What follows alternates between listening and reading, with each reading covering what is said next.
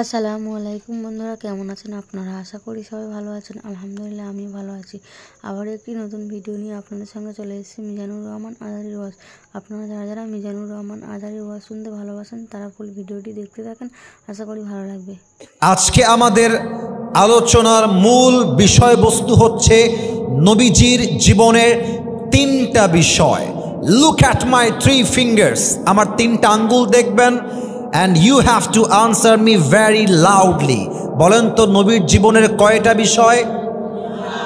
Camera record হচ্ছে, আস্তে বললে হবে না, সম্মান নষ্ট হবে তো, জোরে কর না, কয়টা বিষয়? Number 1, how was the prophet look like? আমার নবীজির চেহারা কেমন ছিল জানতে মনে চায় না সবার? আমার নবী দেখতে কেমন ছিলেন জানতে মনে চায় না সবার? সো ফার্স্ট অফ অল আমরা কথা বলবো নবীর চেহারা দেখতে কেমন ছিল। Number 2, what is the status of last messenger Muhammad sallallahu alayhi wasallam in Islam?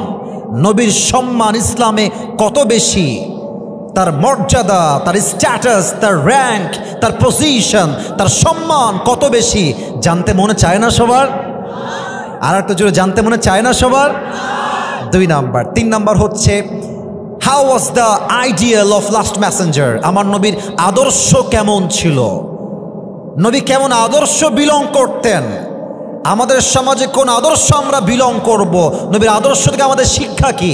এই 3টা বিষয়ে ওয়াচ করব। এবার সবার হৃদয়ে লিখে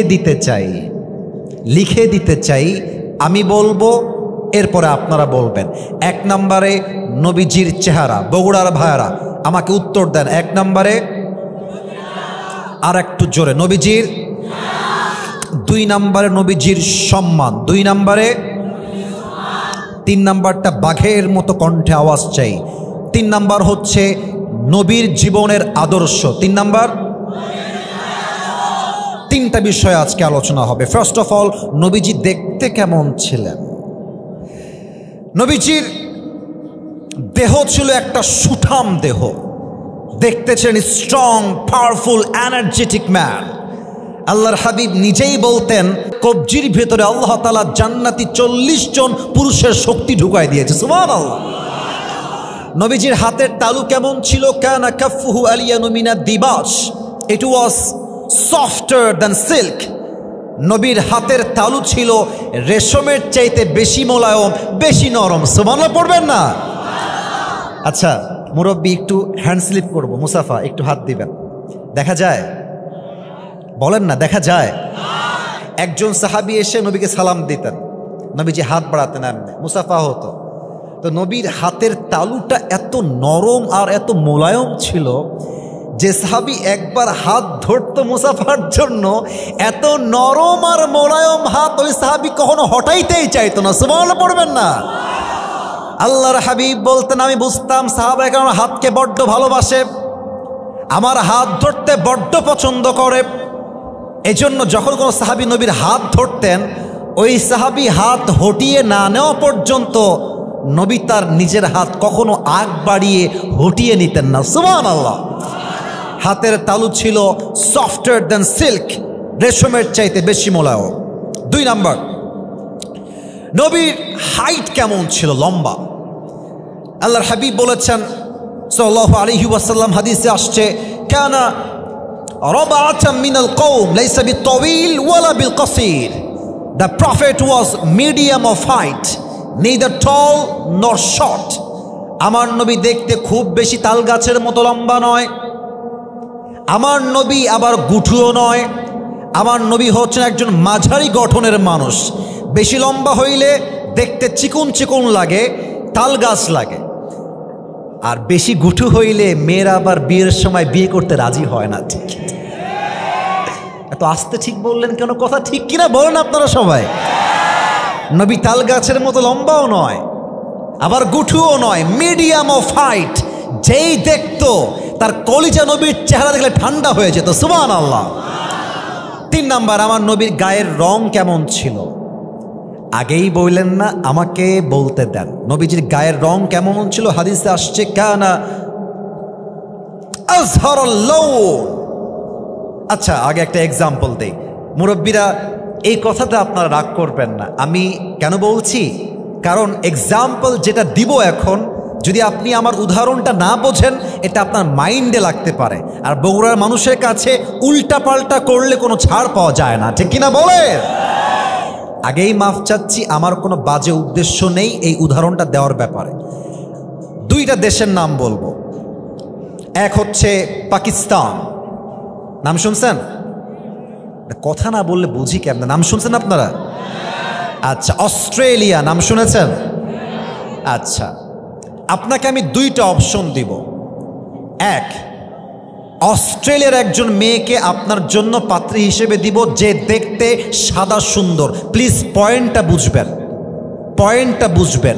দেখতে সাদা সুন্দর, পুরো চামড়াই হচ্ছে ধবধবে সাদা, জাস্ট সাদা সুন্দরী। আর একটা হচ্ছে পাকিস্তানি মেয়ে আপনাকে আমি পাত্রী হিসেবে দিব জাস্ট টু গেট ম্যারিড, বিয়ের জন্য। যেই মেয়েটা শুধুমাত্র সাদা সুন্দরী নয়, বরং সে লাবণ্যময় সুন্দরী। প্লিজ খারাপভাবে নেবেন না, জাস্ট আমাকে বলেন আপনি একজন পুরুষ হিসেবে সাদা চামড়ার মেয়েকে বিয়ে করবেন না লাবণ্যময় চেহারার মেয়েকে বিয়ে করবেন? লাবণ্যময়, দ্যাট ইজ মাই পয়েন্ট। আমার নবী দেখতে ফর্সা ছিলেন বাট সাদা সুন্দর নন। আমার নবীর গায়ের চামড়ার রং ছিল লাবণ্যময় সুন্দর। সুবহানাল্লাহ। অনেকে বলে সাইয়েদনা ইউসুফ আলাইহিস সালামের চেয়ে নবীর চেয়ে বেশি সুন্দর ছিল। না না, আল্লাহর হাবিব বলতেন আনা মালিহুন ওয়া আখি ইউসুফ সাবিহুন, আমার ভাই ইউসুফ হচ্ছে সাদা সুন্দর আর আমি নবী হলাম লাবণ্যময় সুন্দর। এবার উত্তর আপনার হাতে, সাদা সুন্দর বেশি সুন্দর না লাবণ্যময় সুন্দর বেশি সুন্দর? আমার নবী ছিলেন লাবণ্যময় সুন্দর চেহারার মানুষ। সুবহানাল্লাহ পড়বেন না আপনারা? এবার একটু আমার দিকে দেখবেন, আমি টুপি খুলবো না, জাস্ট ইঙ্গিত দিয়ে বোঝাবো। এটা আমার মাথায় কি? চুল। চুল বলেন সেটার নাম কি? আল্লাহর নবীর চুল কেমন ছিল? এই যুবক যারা এসেছ, বোঝার চেষ্টা কইর। 3টা কাটিং ছিল। কয়টা? ভাই আপনারা আওয়াজ তো কম কেন ভাই? কয়টা? এক, কানের ঠিক এই বরাবর, কানের লতি বরাবর এবং ঠিক কাঁধ বরাবর। এবং যেটা কাঁধ বরাবর ছিল ও ইলা মানকিবাইহি, এই কাঁধ বরাবর চুলের নাম হচ্ছে বাবরি কাটিং। কি কাটিং? আজকালকার যুবকরা কাটে কেমনে চুল জানেন? মুরব্বীরা একটু খেয়াল করবেন, দেখেন মিলে কিনা। দেখবেন ডান পাশের চুল নাই, বাম পাশের চুল নাই, আর মাঝখানে দেখবেন সজারুর মতো লম্বা লম্বা খাড়া খাড়া চুল। এটার নাম দিয়েছে আমি ঘোড়া কাটিং। এবং আমার আফসোস, আমার কষ্ট লাগে যুবক ভাইয়ারা এই কথা বলতে, আমি লজ্জা পাই। মুরব্বীরা, অনেক মেয়েরা আজকে মাহফিলে আসছেন, বেশিরভাগ মেয়েদের চরিত্রবান যুবক পছন্দ হয় না, এই সমস্ত টিকটকার গাঞ্জাখোরই বেশিরভাগ মেয়েদের পছন্দ হয়। অতএব আজ থেকে আমাদের চুল হবে হয় নবীজির সুন্নাহ অনুযায়ী অথবা বাবরি কাটিং, ঠিক কিনা বলে? এবার দেখেন তো আমার হাতে এইটা কি? এই যে ভাইয়েরা উত্তর জোরে দিয়েছেন, আপনারা আসতে দিয়েছেন, এটার নাম কি? আচ্ছা একটু পেছনে যায়, আমাকে একটু রিভিউ দিবেন। পাম্পট্টি চাচ্ছি না, পাম্পট্টি না, যা মনে আসবে সত্যটাই বলবেন। আমি আসিফ হুজুর, আমার বয়স যতই হোক আমি তো যুবক ছেলে। আচ্ছা আমি কি চাইলে এই পুরো দাড়িটা, এখানে আলেম ওলামাও আছেন, মাদ্রাসার ছাত্ররাও আছো, আমার হুজুররাও আছেন, উইথ ডিউ রেসপেক্ট, আমি একজন হাফেজ, আমি একজন মাদ্রাসা ব্যাকগ্রাউন্ডের ছেলে, জেনারেল পড়াশোনা আমি করেছি। আচ্ছা এই দাড়ি যদি আমি ক্লিন শেপ করতে চাই, করতে তো পারি, কিন্তু আমি যে দাড়ি রেখে দিয়েছি লম্বা চাপ দাড়ি, আমাকে দেখতে কি অসুন্দর লাগতেছে? এই তো উত্তরটা মন থেকে দিয়েছেন। আরে ভাই, অনেক মেয়ে আছে দেখবেন দাড়িওয়ালা ছেলেকে পছন্দ করতে চায় না। ডানের ভাইরা ঠিক বললেন না কেন? আমার কথা ঠিক আছে কিনা বলেন? আপনাকে একটা কথা বলে দিয়ে যাই, মাইন্ড করবে না, বগুড়ার সন্তান তো আপনি, আরে যা বলবেন কাট টু কাট কথা। বগুড়ার মানুষের কাছে মুনাফিকের স্বভাব তো নয়। মেয়ে দেখতে গেছেন বিয়ে করার জন্য, পাত্রী মাশাআল্লাহ just looking like a wow, ভালো মেয়েটা, ভালো মোটামুটি দেখতে সুন্দরী আছে। মুরব্বী, আমার কথা কিন্তু বুঝতে হবে আপনাকে, আমি কিন্তু হাদিসের বাইরে না, আমার কথা বোঝেন, দেখবেন পয়েন্ট আমি কি বলতেছি। এখন মেয়েটা আপনাকে বলছে মাশাআল্লাহ আপনার চাকরি ঠিকঠাক, বাড়িও ঠিকঠাক, ফ্যামিলিও ঠিকঠাক, ভাইয়া আপনার দাড়িটা আমার পছন্দ হচ্ছে না। এখন আপনি তো বগুড়ার ছেলে, সবাই অভদ্র হলে তো আমরা অভদ্র হতে পারি না, আমার সামনের লোক বেয়াদব হলে তো আমি বেয়াদবি করতে পারি না, আমি ভদ্র করার সন্তান তো, ঠিক না বলে? আপনি কি করবেন? আপনি বলবেন যে ও আচ্ছা আপু আপনার দাড়ি পছন্দ না তাই না? জি জি ভাইয়া আমার দাড়ি পছন্দ না। তো আপু যদি একটু সাইডে আসতেন, 1 মিনিট কথা বলতাম, একটু কথা বলবো, just for 1 minute, 1 minute please. তো আপু যখন সাইডে আসবে, আপুকে বলবেন যে আপু আপনার কি দাড়ি সত্যি পছন্দ না? তো বলবে যে না না আমার দাড়িটা আহামরি ভালো লাগে না, দাড়ি কাটলে খুব পছন্দ হয় আমার। তা আপনি বলবেন যে আপু মাইন্ড করবেন না, একটা সত্য কথা বলি, সাজেশন দেই ভাই হিসেবে, আপনার মতো মেয়ের জন্য আমার মতো দাড়িওয়ালা বীর পুরুষ পারফেক্ট হবে না, আপনার মতো মেয়ের জন্য বিটিএস এর হিজড়া ছাড়া সেকেন্ড কোনো অপশন আমার কাছে নাই। সোজা কথা, ক্রিস্টাল ক্লিয়ার কথা, যেই মেয়ে দাড়ির জন্য বিয়ে করতে চায় না সে আমার বাড়ির বউ হওয়ার যোগ্যতাই তো রাখে না বগুড়ার ভাড়া। এবার বলেন তো আমার নবীর মুখে লম্বা লম্বা চাপ দাড়ি ছিল নাকি ছিল না? আমার নবীর মতো সুন্দর এই তল্লাটে দ্বিতীয় আর কেউ কি হতে পারে? চাঁদের চেয়ে সুন্দর তুমি, নবী আমার কামলি হিওয়ালা, দো জাহানের বাদশা তুমি, প্যারা নবী সাল্লে আলা, দো জাহানের বাদশা তুমি, প্যারা নবী সাল্লে আলা, চাঁদের চেয়ে সুন্দর তুমি, নবী আমার কামলি হিওয়ালা। সুবহানাল্লাহ পড়বেন না আপনারা সবাই? এবার উত্তর চাই, শেষ সাবজেক্ট, অর্থাৎ প্রথম সাবজেক্টের শেষ কথার উত্তর চাই। যে হাদিসগুলো শুনলাম শর্টকাটে, বগুড়ার ভাইরা কি বুঝলাম? আমার নবীর চেহারা কি কম সুন্দর না অনেক বেশি সুন্দর? আমার নবী কি দেখতে সাধারণ না অসাধারণ? সেই নবীর উম্মত হতে পেরে আমরা সবাই খুশি না বেজা? একবার দিল খুলে পড়েন সবাই মিলে আলহামদুলিল্লাহ। একটা কাশি দেন, আর একবার তাকবীর দেন, লিল্লাহি তাকবীর। 1 নাম্বার ছিল আমার নবী দেখতে কেমন ছিলেন, 2 নাম্বার কি ছিল কে বলতে পারে? নবীর সম্মান। বলেন সবাই, 2 নাম্বারে কি ছিল? নবীর সম্মান। একটা প্রশ্ন করি, দেখা যাক উত্তর কে দিতে পারে। আলেম ওলামা ছাত্র ভাইয়ারা না, আপনারা যারা এসেছেন তারা দিবেন উত্তর। একজন নবী ছিলেন, যেই নবী আল্লাহর সঙ্গে সরাসরি কথা বলতেন, নবীর নাম কি? মাশাআল্লাহ, right answer, I got the right answer, Musa আলাইহিস সালাতু ওয়াস সালাম। উনি যেই পাহাড়ে কথা বলতেন আল্লাহর সাথে, প্লিজ কেউ মাইন্ডে নেবেন না, আমি বাধাবার জন্য বলছি না, সে পাহাড়টার নাম কি ছিল কে বলতে পারে? প্রিয় ভাই, রাইট আনসার তুর পাহাড়। ছোট পাহাড় না বড় পাহাড়? একবার মুসা আলাইহিস সালাম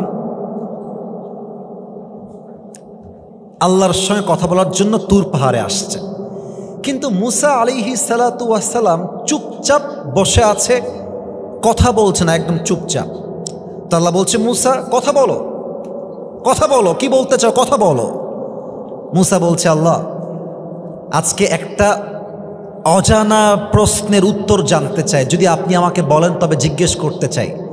আল্লাহ বলছে, বলো Musa, no problem at all, just share me your problem, বলো যা বলা যায় বলো। আচ্ছা আল্লাহ, আমি যে তোমার সঙ্গে কথা বলি এর মাঝে কোনো দেওয়াল বা পর্দা আছে? আল্লাহ বলছে, না না, তুমি তো আমার সঙ্গে সরাসরি কথা বলো। সুবহানাল্লাহ পড়বেন না আপনারা সবাই?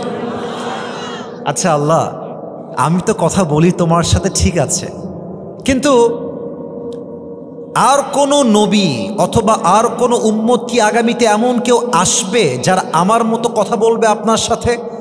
আল্লাহ বলছে, ও আচ্ছা, ইজ দ্যাট ইউর কোয়েশ্চেন? এটা তোমার প্রশ্ন, আসো আমি উত্তর দিচ্ছি। কি উত্তর?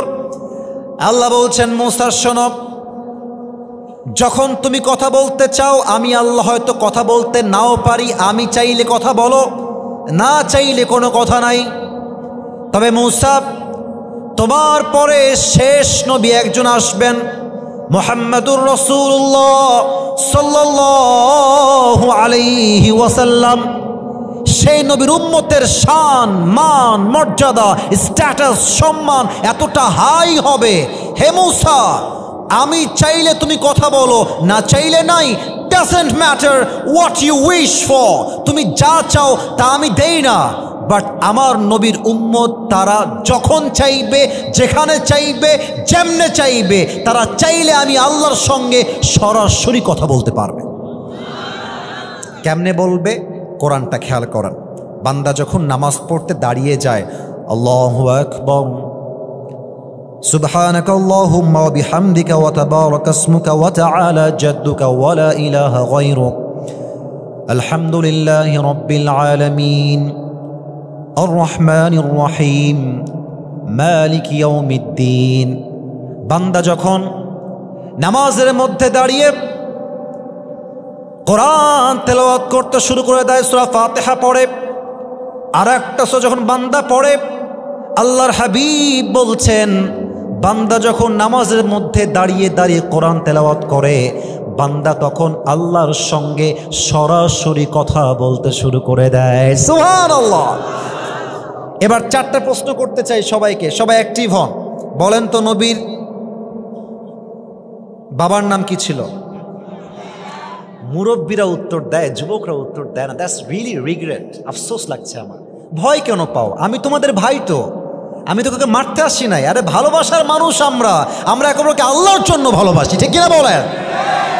ডোন্ট ফিল স্কেয়ার্ড, ভয় নাই। আরে বাঘের বাচ্চা আপনারা। বলেন আর একবার উত্তর দেন, নবীর বাবার নাম কি ছিল? মাশাআল্লাহ। 2 নাম্বার প্রশ্ন, নবীর দাদার নাম কি ছিল? মাশাআল্লাহ। নবীর মায়ের নাম কি ছিল? আর একটু জোরে, নাম কি ছিল?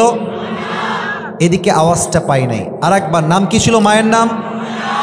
4 নাম্বার প্রশ্ন, প্যাচ খাবেন না, প্যাচ খাবেন না, একটু বুঝে উত্তর দেন। Sound is perfect, keep it continue. একটু ঝেড়ঝেড় করছে, ইট উইল বি ফিক্সড ইনশাআল্লাহ, ঠিক হয়ে যাবে।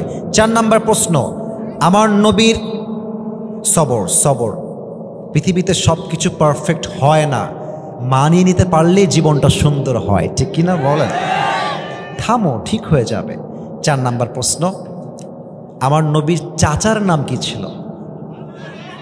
আর একবার, চাচার নাম কি ছিল? আবু তালেব। একদিন নবীজি বসে আছেন, নবীর বয়স অন এন অ্যাভারেজ 8, 9, 10 হবে, অন এন অ্যাভারেজ। তো এসে আবু তালেব বলছে, মুহাম্মদ ভাতিজা, তুমি যে কোনো সাধারণ মানুষ নও এটা আমি আগের থেকেই জানি। সুবহানাল্লাহ পড়বেন না? তো নবীজি বলছে, চাচা আমি কি অসাধারণ? বলছি, ইয়েস ইউ আর অ্যামেজিং, তোমার মতো অসাধারণ ব্যক্তিত্ব পৃথিবীতে সেকেন্ড আর কেউ হতে পারে না, ঠিক কিনা বলে?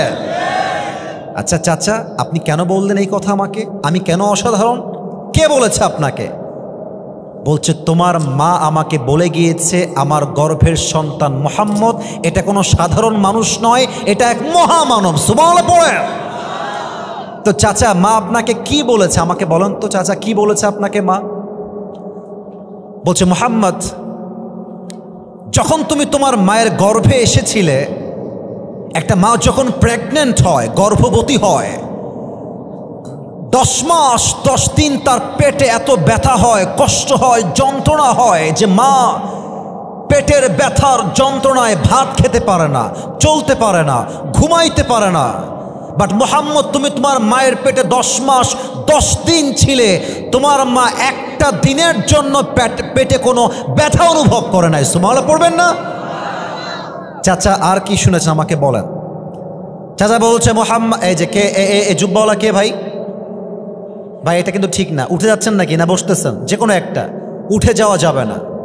আমাদের যেই পরিমাণ লোক এখন আছে, আমি তো ফর্ম দিয়ে আসছি যে ভাই 1 ঘন্টার বেশি ওয়াজ হবে না, 1 ঘন্টা হতে মাত্র 15 মিনিট বাকি আছে। তবে সব জায়গায় নিয়ম দিয়ে হয় না, মাঝে মাঝে ভালোবাসা দিয়েও তো হিসাব করতে হয়, ঠিকই না? আসছি 10টা 20-এ, এখন বাজে 11টা প্রায় 15। আরে ভাই আজকে টাইম দিয়ে হিসাব হবে না, আজকে ভালোবাসা দিয়ে হিসাব হবে। তাকবীর দেন, লিল্লাহি তাকবীর। মুহাম্মদ, যখন তুমি তোমার মায়ের গর্ভে ছিলে, তোমার মা তোমাকে নিয়ে কুয়ার থেকে পানি আনতে এসেছে। কুয়া পানি আনতে কুয়ার থেকে দুইটা জিনিস লাগে, এক হচ্ছে রশি, আর এক নাম্বার কি বলেন দেখি? বালতি। রশি আর বালতি। যখন তুমি তোমার মায়ের গর্ভে ছিলে, তোমার মা বালতিও নিয়ে আসছে, রশিও নিয়ে আসছে। বাট সেই দিন কুয়ার পানি তোলার জন্য রশির কোনো প্রয়োজন হয় নাই। কুয়ার পানি নিচের থেকে অটোমেটিক উপরের দিকে উঠে চলে আসছে। সুবহানাল্লাহ।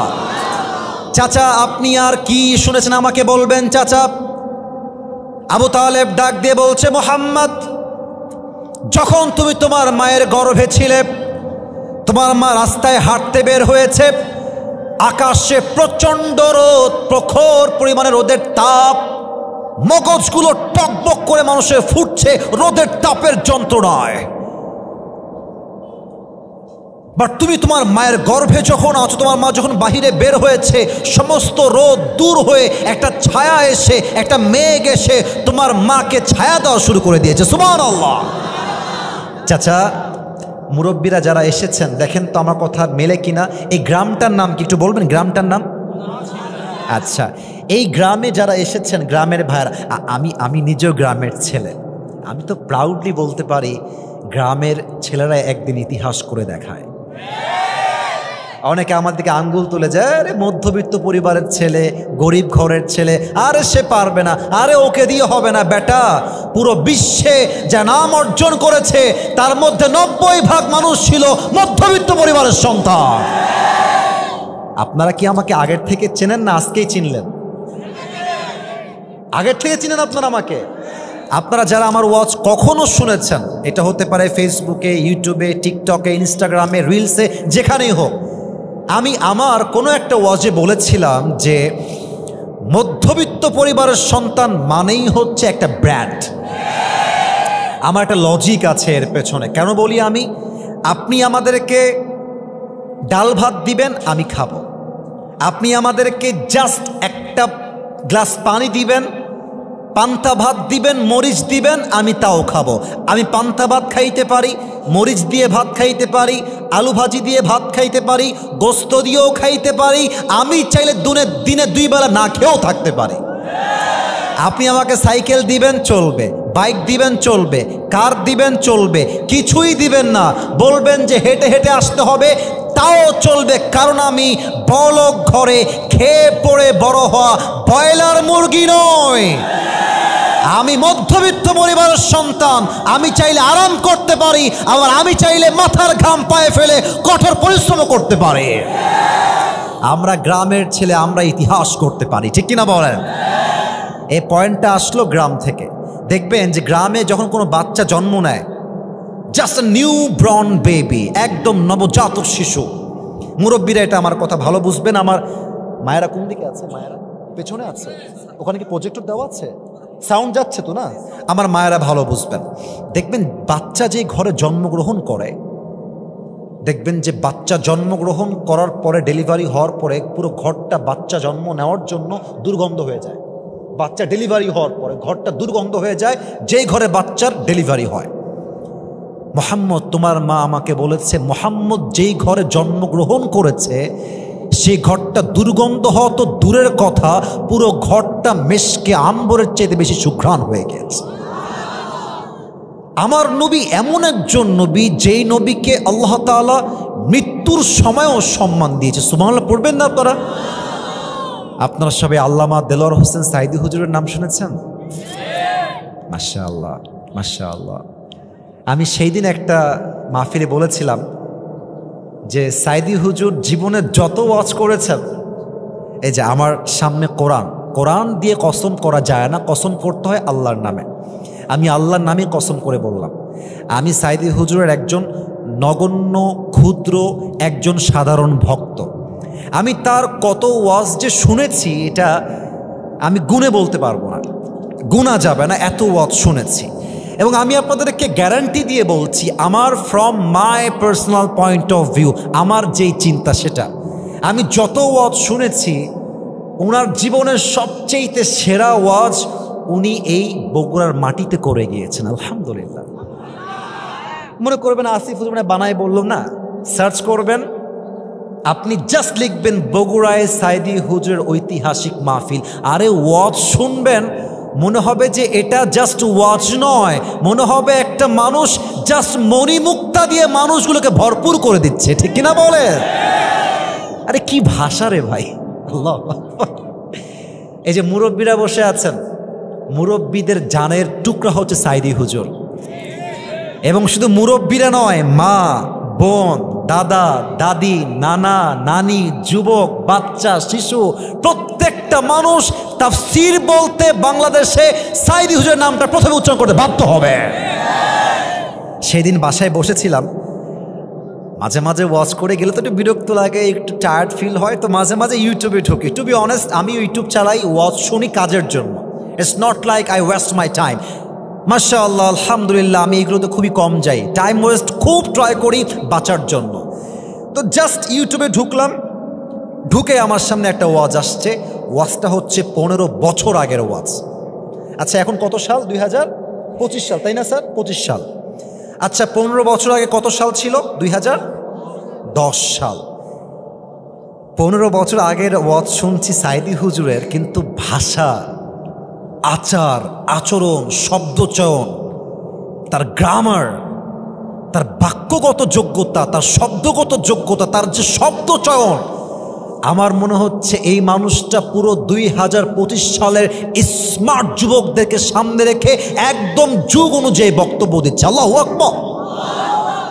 ওয়াজটা কি ছিল? নবীজির ইন্তেকালের সময় নবীজির কি হয়েছিল। এই ওয়াজ যেই মুরব্বী এবং যুবকরা শুনেছে, চোখের পানি কেউ আটকাইতে পারে নাই।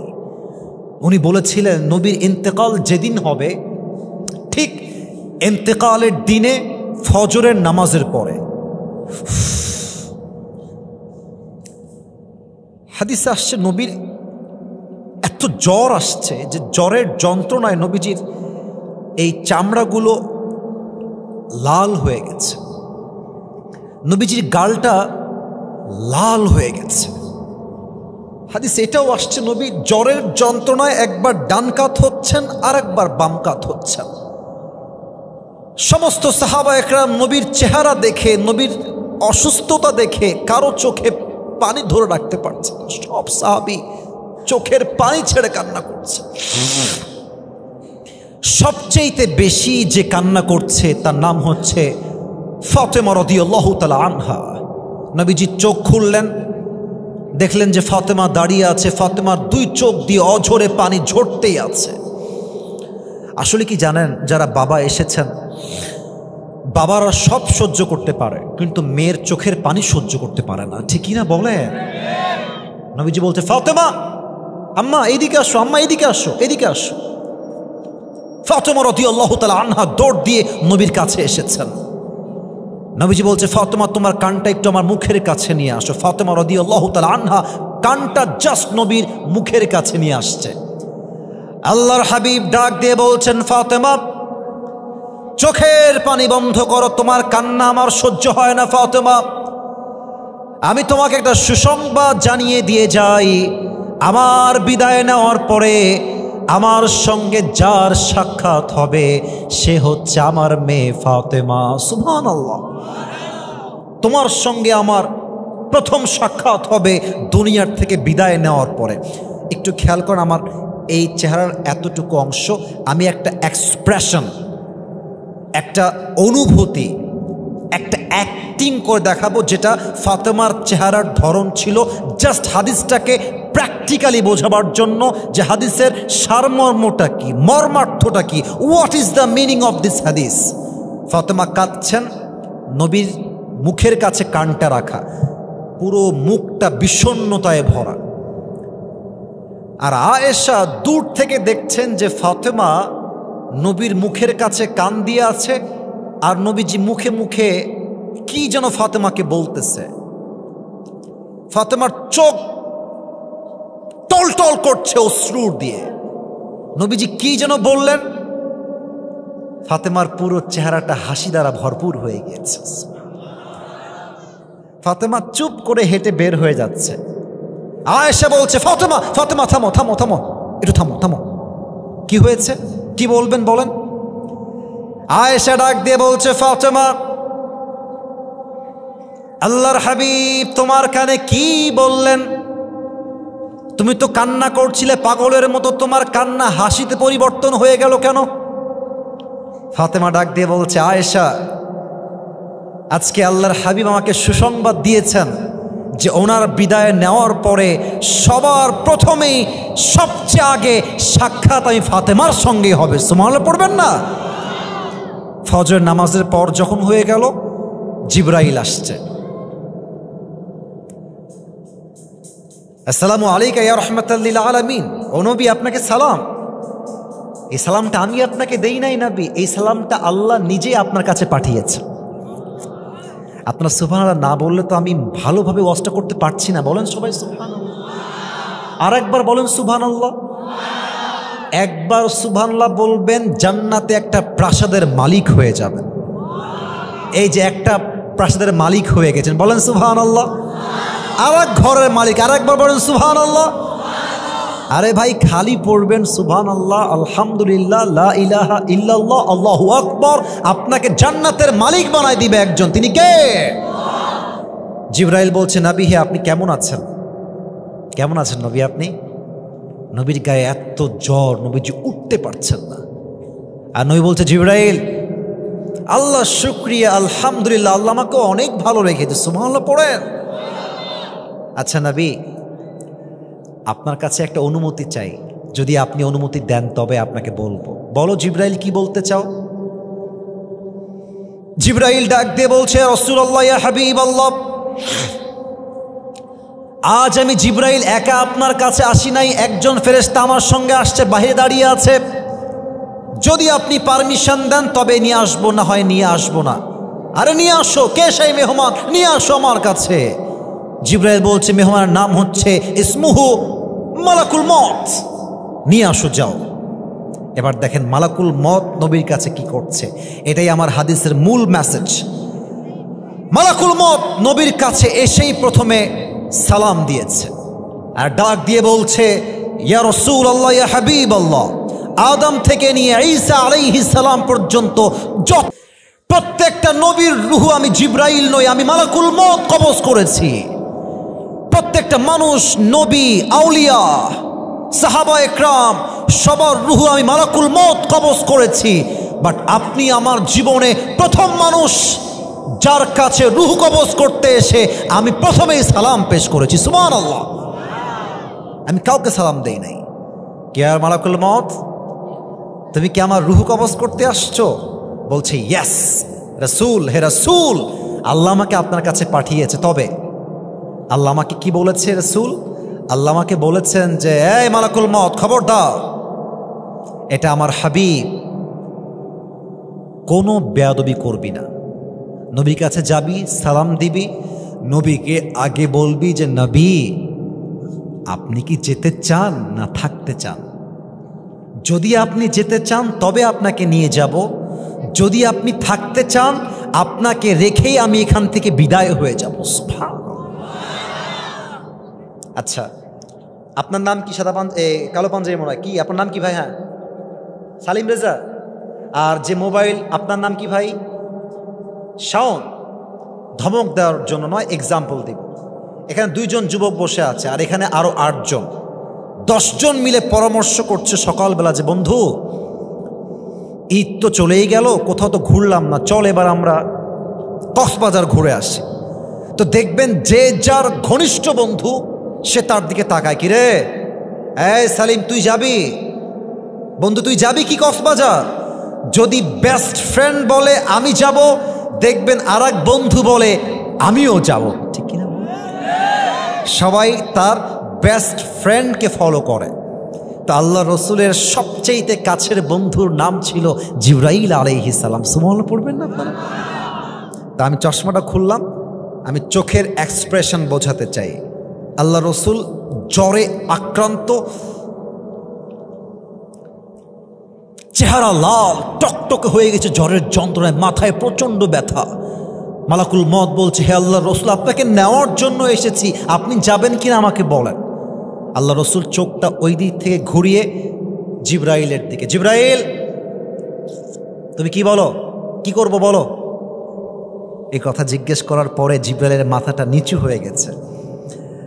আর জিব্রাইল বলছে, ইয়া রাসূলুল্লাহ, যদি আপনি আমার থেকেই পরামর্শ নেন, জিজ্ঞেস যদি আমার থেকেই করেন, আমি বলবো আল্লাহ আপনাকে দেখার জন্য আরশে আজিমে অপেক্ষায় বসে আছে। হে আল্লাহর হাবিব সুবহানাল্লাহ পড়ে, আপনি গেলেই ভালো হয়। নবীজি বললেন, ও আচ্ছা, তার মানে আমার সময়টা ফুরিয়ে গিয়েছে, আমার আর থাকা হবে না। আইনা আয়েশা, আইনা আয়েশা, আয়েশা কোথায়? আমার কাছে খুব দ্রুত দৌড় দিয়ে আসো। আয়েশা রাদিয়াল্লাহু তাআলা আনহা দৌড় দিয়ে আসছেন, ডাক দিয়ে বলছেন, মা লাকা ইয়া রাসূলুল্লাহ, মা লাকা ইয়া হাবিবাল্লাহ। হে রাসূল, কি হয়েছে, কি লাগবে আপনার, আমাকে বলেন, আপনি যা বলবেন আমি তাই করতেই বাধ্য। আয়েশা বসো। জি নবীজি বসলাম। কি করব বলেন। আচ্ছা আয়েশা, তোমাকে যে আমি কয়েক টুকরা স্বর্ণ দিয়েছিলাম, কথা কি বোঝা যায় নাকি যায় না? কথা কি বোঝা যায় নাকি যায় না? কয়েক টুকরা স্বর্ণ দিয়েছিলাম, গোল্ড। স্বর্ণগুলো কোথায়? নবী হে, স্বর্ণগুলো যত্নের সঙ্গে রেখে দিয়েছি, আপনার কি লাগবে? আরে আমার লাগবে না, এখনই যাও সব স্বর্ণ আল্লাহর রাস্তায় এই মুহূর্তে দান করে দাও।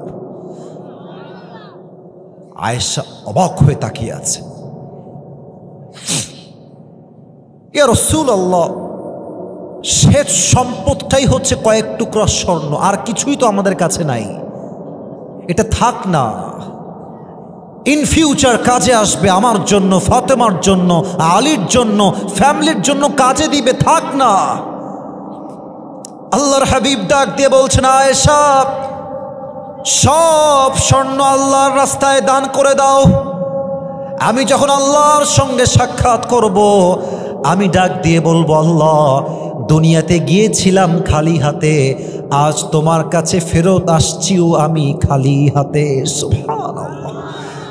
সব স্বর্ণ দান করে দেওয়া হলো। মালাকুল মউত যখন রূহ কবজ করতে আসবে, নবীজি জীবনে শেষ মুহূর্তে দুইটা শব্দ বললেন, আসসালাত আসসালাত আসসালাত আসসালাত আসসালাত ওয়া মা মালাকাত আইমানুকুম।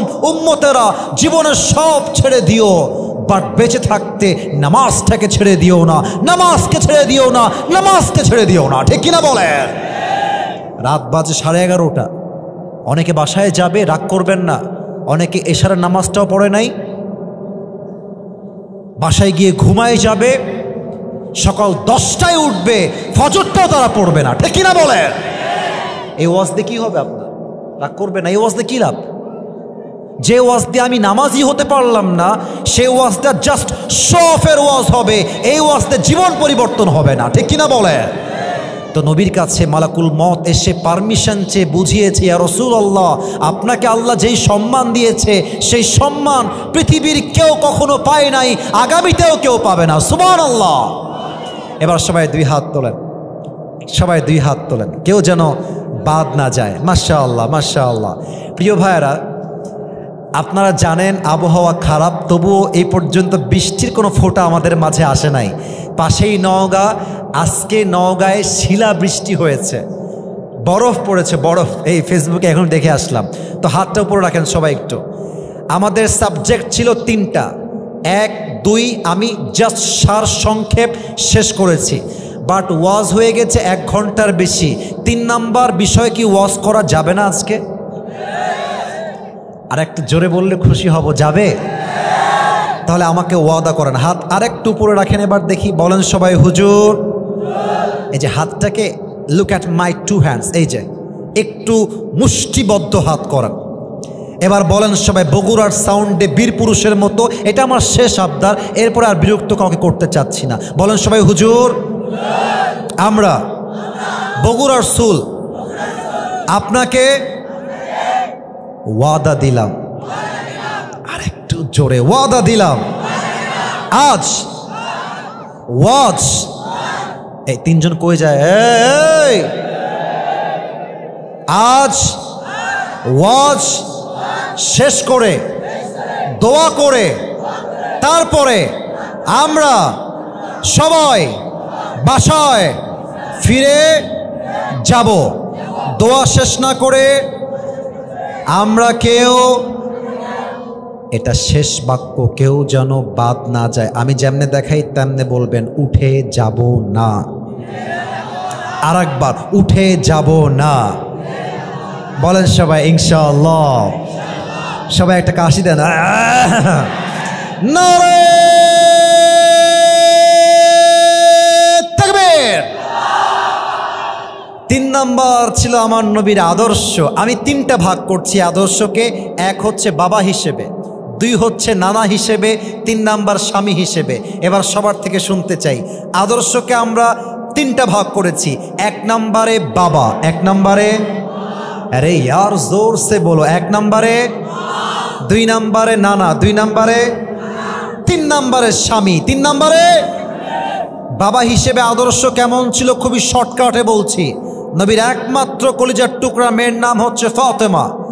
ফাতেমার বিয়ের বয়স যখন হয়ে গেল, নবীজি ডাক দিয়ে বলছেন, হে সাহাবা একরাম, তোমরা কারা কারা আমার মেয়ে ফাতেমাকে বিয়ে করতে চাও?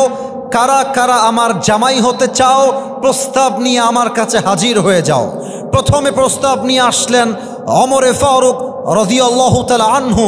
এসেই বলছেন, ইয়া রাসূলুল্লাহ, I wanna marry your daughter. হে রাসূল, আমি আপনার মেয়েকে বিয়ে করতে চাই, আপনার জামাই হতে চাই, আপনি কি রাজি আছেন?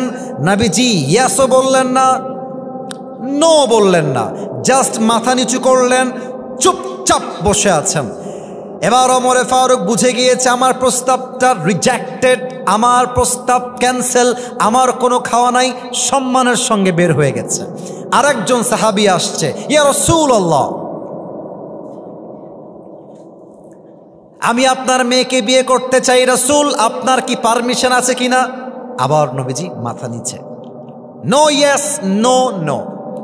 ইয়েস বলেন নাই, নো বলেন নাই, মাথা নিচে। ওই সাহাবী বুঝে গিয়েছে যে আই গট রিজেক্টেড, আমার দ্বারা এই বিয়ে সম্ভব নয়, তিনি বের হয়ে গেছেন। এবার আমার 4টা আঙ্গুল দেখবেন। প্রথমে 2 জন সাহাবী আসছে, রিজেক্টেড, তারা বের হয়ে গেছে। আর বাহিরে আরো 2 জন সাহাবী আছে, এক হচ্ছে আব্দুর রহমান বিন আউফ, আর এক হচ্ছে আলী রাদিয়াল্লাহু তাআলা আনহু। তো যুবকরা একটু বুঝবা ভালো, দেখবেন যুবকরা আজকাল এত দুষ্টু। আরে ভাই, যুবকদের কথা কি বলবো, ক্লাস 5-এর ছেলে বলছে এটা আমার, দেখবি না ওকে, এটা আমার। ভুল বললাম না ঠিক বললাম? ঘুরতে গেছে মমইনে, বলছে বন্ধু ওইটা তোর, এইটা আমার। আছে না নাই? তো বন্ধুরা অনেক দুষ্টামি আমরা করি। তো দেখেন, আলী দাঁড়িয়ে আছে, আব্দুর রহমান বিন আউফও দাঁড়িয়ে আছে। আব্দুর রহমান বিন আউফ বলছে, আলী বন্ধু, এই 2 জন তো নবীর কাছে গিয়ে রিজেক্ট হয়ে গেছে, জামাই হতে পারে নাই, বাট বন্ধু আমার একটা বিশ্বাস আছে, তুমি আলী যদি নবীর কাছে বিয়ের প্রস্তাব নিয়ে যাও ফাতেমার জন্য, আমার বিশ্বাস নবী তোমাকে খালি হাতে ফিরাই দিবে না। সুবহানাল্লাহ। আলী বলছে, ডাজন্ট মেক এনি সেন্স। আরে তুমি কি কও মিয়া, ধুর, আমার না আছে বাড়ি, না আছে টাকা, না আছে সম্পদ, না আছে বিজনেস, আই হ্যাভ নাথিং। আমার সঙ্গে তো জামাই হিসেবে কখনো মেয়ে দিবেই না। নো প্রবলেম, একটু চান্স মেরে আসো। চান্স মারতে দোষ কোথায়? আরে না না, হবে না। কেন হবে না? এটা যুবকরা বুঝবেন। আজকালকার মেয়ের বাবারা টাকা ছাড়া মেয়েকে বিয়ে দিতেই চায় না। আর মুরব্বীরা, আপনাদেরকে আমি অসম্মান করছি না, আই বিলিভ দ্যাট প্রত্যেকটা মুরব্বী এখানে নবীর আদর্শে বিশ্বাসী। বাট এই দেশে এমনও কিছু মুরব্বী আছে, জামাইয়ের কাছে টাকা দেখলে, সরকারি চাকরি দেখলে, বুইড়া টাকলার সঙ্গে মেয়েকে বিয়ে দিয়ে দেয়। আলী বলছে, আমার তো কিছু নাই, আমাকে তো বিয়ে দিবে না বন্ধু, আমাকে মাফ করো প্লিজ, আমি যাব না। আরে বন্ধু যাও তো, এটা ট্রাই করে আসো। এবার দেখেন মজার হাদিস। এবার আলী আসছে নবীর কাছে বিয়ের প্রস্তাব নিয়ে। তো এই হচ্ছে ফ্রন্ট গেট, নবীজি এখানে বসে আছেন। তো আলী একবার গেট দিয়ে ঢুকে এই পার দিয়ে বের হয়ে যায়, এই পার দিয়ে ঢুকে এই পার দিয়ে, নবীর কাছে আসে না। আরে ভাই, মেয়ের বাপের কাছে বিয়ের প্রস্তাব নেওয়া কত বেশি কঠিন, এটা যুবকরা ছাড়া কেউ বুঝবে না। তো নবীজি বলছে, আলী কি কি এরকম তিরিং বিরিং করছো কেন? আমার কাছে আসো, কি বলবো আমাকে বলো, বসো এখানে বসো। আলী থরথর করে কাঁপছে। ইয়া রাসূলুল্লাহ, একটা কথা বলতে চাই। কি? বলো বলো বলো। বলছে, নবী হে, আমি তো আপনার মেয়ে ফাতেমাকে বিয়ে করতে চাই, আপনি কি রাজি আছেন? তো নবী আগের 2 বার কিন্তু কিছুই বলেন নাই, একদম চুপচাপ। কিন্তু নবী এবার একটা শব্দ বললেন, আলী যাও ইনশাআল্লাহ। সুবহানাল্লাহ পড়বেন না তো? কিন্তু আলী রাদিয়াল্লাহু তাআলা আনহু ইনশাআল্লাহর অর্থটা আসলে কি বোঝে নাই। ঝামেলা লেগে গেছে, বাহিরে বের হয়ে আসছে, মুখটা বাংলার পাঁচের মতো হয়ে গেছে, মন খারাপ। ইসরে, আমিও ছায়া খাইলাম, এখানে বিয়ে হলো না আমার, মনটা খুবই খারাপ। আব্দুর রহমান বিন আউফ দূর থেকে দেখছে বন্ধু গেল খুশি মনে, আসলো কষ্ট নিয়ে। ব্যাপার কি? বন্ধুর হইল কি? ইয়া আলী, খবর কি, আপডেট কি, আমাকে বলো। আলী বলছে, বন্ধু আমিও রিজেক্টেড, আমারও বিয়ে হবে না, ফাতেমাকে আমি পাবো না। তা আব্দুর রহমান বিন আউফ বিশ্বাস করতে পারছে না। বন্ধু, নবী কি কিছুই বলে নাই? বলছে, হ্যাঁ নবীজি জাস্ট একটা শব্দ বলেছেন ইনশাআল্লাহ, আর কিছুই বলেন নাই, ইয়েস বলেন নাই। আব্দুর রহমান বিন আউফ বলছে, বন্ধু তোমার তো মাথায় বুদ্ধি একটু কম দেখছি। আরে নবীর ইনশাআল্লাহ মানেই তোমার বিয়ে অর্ধেক ডান হয়ে গিয়েছে। সুবহানাল্লাহ। এখন দেখেন আদর্শটা কোথায়। আব্বাজান, মায়েরা, আদর্শ বুঝবেন। নবীজির কাছে ওহী আসছে ফাতেমার সঙ্গে আলীরই বিয়ে হবে, এটা আল্লাহর পক্ষ থেকে সিদ্ধান্ত। তবুও নবীজি ইয়েস বলেন নাই, একটাই শিক্ষা দেওয়ার জন্য নবী ফাতেমার কাছে আসছে। এসে বলছে, ফাতেমা, ও আম্মা জান, একটা কথা আছে শুনবেন? আব্বাজান বলেন, কি কথা বলেন আব্বা, কি বলবেন? ফাতেমা, আমি তোমার জন্য একটা পাত্র দেখেছি বিয়ে দেওয়ার জন্য, তুমি কি বিয়ে করবা? ফাতেমা বলছে, আব্বাজান পাত্রের নাম কি? বলছে, ইসমুহু আলী, তার নাম হচ্ছে আলী, বিয়ে করবা? তো ফাতেমা কিন্তু ইয়েস বলেন নাই, জাস্ট একটা মুচকি হাসি দিয়েছে। আর মাথায় রাখবেন আব্বাজান, যুবক ভাইয়ারা, মেয়েরা বিয়ের ক্ষেত্রে ইয়েস না বলে যদি জাস্ট একটা মুচকি হাসি দেয়, বুঝে নিবেন দাল মে কুছ কালা তো জরুর হ্যায়। তার মানে সে বোঝাচ্ছে যে এই বিয়েতে আমি রাজি আছি আব্বা, তুমি দিলে আমি বিয়ে করে ফেলবো, ঠিক কিনা বলে? এখন শিক্ষা কোথায়? শিক্ষা হচ্ছে, আপনি বাপ হয়েছেন, আপনি মেয়েকে বড় করেছেন, খাওয়াইছেন, পড়াইছেন, তার মানে এটা নয় যে আপনি যেখানে মন চায়, যেমনে মন চায় আপনার মেয়েকে পারমিশন ছাড়া কোনো গাঞ্জাখোরের সঙ্গে বিয়ে দিবেন। এটা নবীর আদর্শ হতে পারে না যুবক ভাইরা। মেয়েকে বলবেন যে মা তুমি রাজি আছো কিনা, তুমি ইয়েস বললে আমি ইয়েস, তুমি না বললে আমিও না, তুমি রাজি আমিও রাজি, তুমি রাজি নও আমরাও রাজি নই। এটাই হচ্ছে নবীর আদর্শের কথা, ঠিক কিনা বলে? বাবা হিসেবে আদর্শ। আর 2টা কথা বলে শেষ করছি। নবী ছিলেন একজন নানা, নবী যে নানা ছিলেন, নাতি ছিলেন 2 জন। কি কি বলতে পারেন? এই যে বলতে ভয় পাইলেন, হাসান আর হুসাইন। বলেন সবাই, হাসান আর হুসাইন। কয়েকটা হাদিস বলবো, ভেরি শর্টকাট, আর মাত্র 5 মিনিটে শেষ করে ফেলছি। আপনাদের এখানে মসজিদ কোথায় আছে? এখানে এই পাশে কাছেই, তাই না? এখানে। আচ্ছা, দেখবেন অনেক বাচ্চা মসজিদে আসে, মুরব্বীরা রাগ করবেন না, অনেক মুরব্বীকে আমি স্বচক্ষে দেখেছি ধমক দিয়ে, থাপ্পড় দিয়ে, অনেক মুরব্বী ঘাড় ধাক্কা দিয়েও বাচ্চাকে মসজিদ থেকে বের করে দেয়। আছে না নাই? আচ্ছা, আজকে কয় তারিখ ভাইজান? 6 তারিখ, তাই না? 6 তারিখ না আজকে? আচ্ছা, গত সোমবার আমাদের কিসের দিন ছিল? কিসের দিন ছিল? ঈদের দিন আসলেই আল্লাহ রসুল বাসায় আসতেন, ফাতেমার বাসায়। শ্বশুর আসছে, অর্থাৎ আলীর জন্য তো শ্বশুর। এসে বলতো, আইনা লুকা, আমার দুষ্টু 2টা বাবু হাসান আর হোসাইন কোথায়, নিয়ে আসো। ফাতেমা বলতেন, নবী একটু থামেন, আমি সাজায় গুজায় নিয়ে আসছি। গোসল করাতেন, জুব্বা দিতেন, চুল সিঁধি করতেন, আতর দিতেন। হাসান আর হোসাইন দৌড় দিয়ে আসতো যে এসেই নানাকে সালাম দিব। কিন্তু নবীর আদর্শ এত সুন্দর, 2টা বাচ্চা এসে সালাম দিবে, ইয়ে তো বহুত দূর কি বাত হে। তারা সালাম দেওয়ার আগেই নবীজি সালাম দিয়ে বসে থাকতেন। সুবহানাল্লাহ।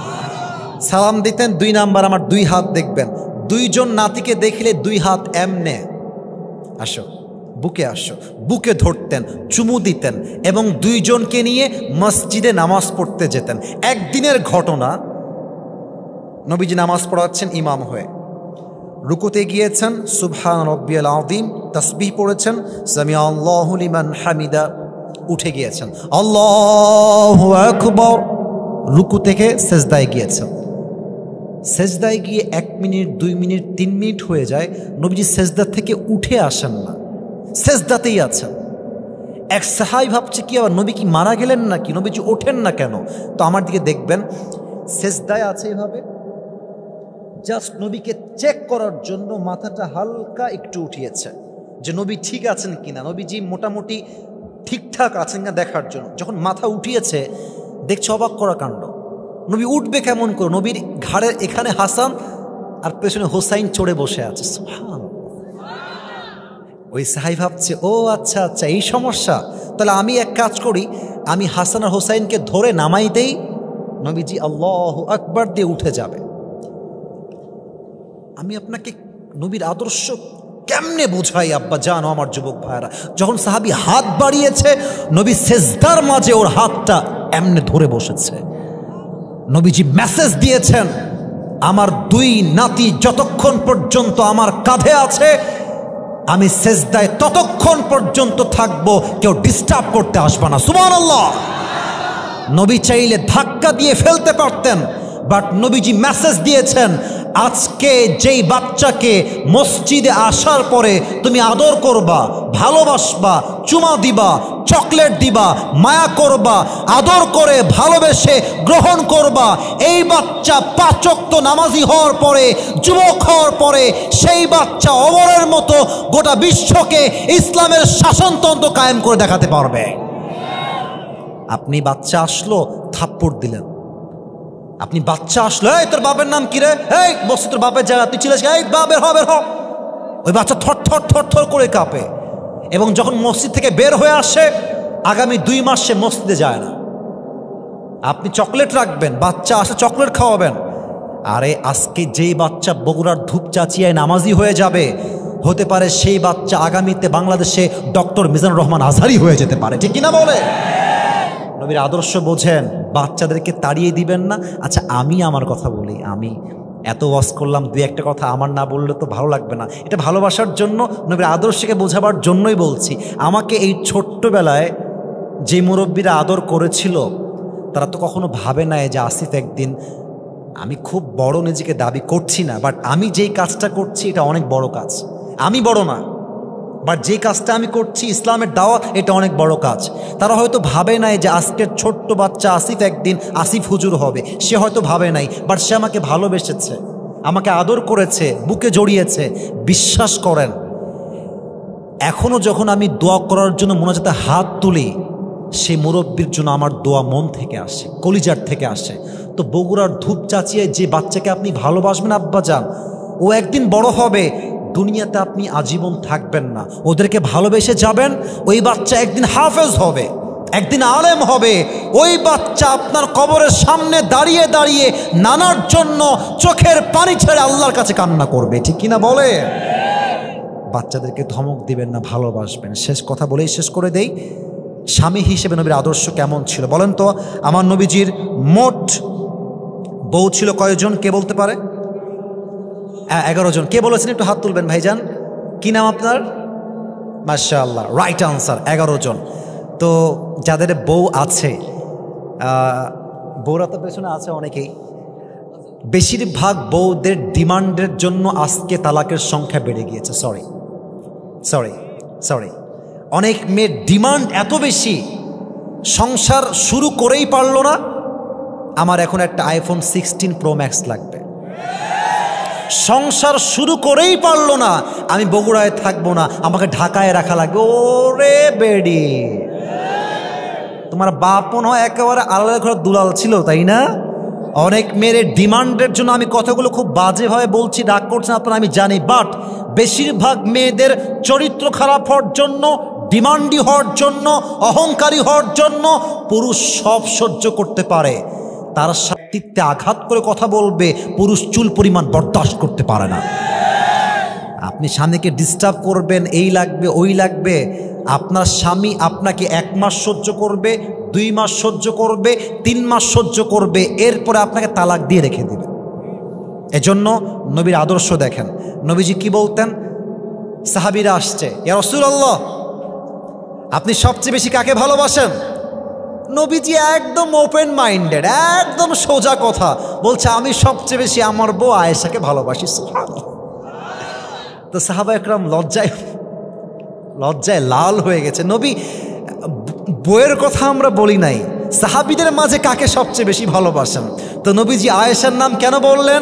নবীজি বুঝাই দিলেন, বউকে ভালোবাসার কথা বলা এটা কাপুরুষের নমুনা নয়, এটা বীর পুরুষের নমুনা, ঠিক কিনা বলে?